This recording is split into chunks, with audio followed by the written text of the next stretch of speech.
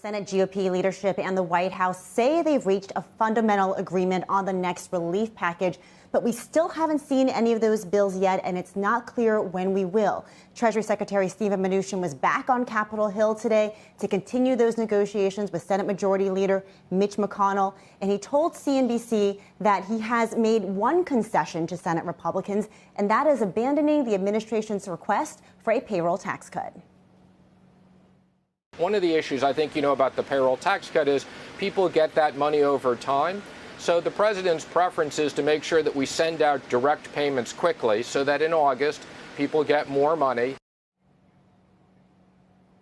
Now, here's what Mnuchin said did make the cut. A second round of PPP for businesses whose revenues have fallen by at least 50%, $16 billion in new funding for testing.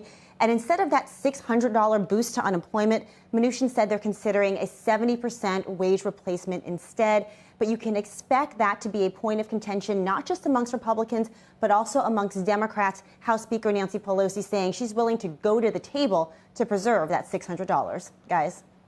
Elon, let me ask you this. It sounds like the Republicans have come to some sort of grudging consensus on the shape of this bill. But the proof is in the pudding, and if they can't get the Democrats to go along, they're still stuck, right? That's right. You know, we need to take this sort of one step at a time, Ty. And the first step is for Republicans to just put out their proposal. Right now, we're looking at a series of bills, not just one comprehensive bill. Republicans right now are worried that they're not going to be able to get that out in time before those unemployment benefits start to expire. Democrats saying they're going to be unwilling to go forward with any type of short-term extension. They don't want to just pass this in piecemeal. They want to do it all together. And also, they would lose leverage if they did so. So, you know, right now, what the focus is on is just getting that Republicans all on the same page. Right. And maybe you mentioned this, it went by me. In the current plan, there's $600 a week in extra unemployment benefits. Under the GOP plan, that would fall to what, or do we know?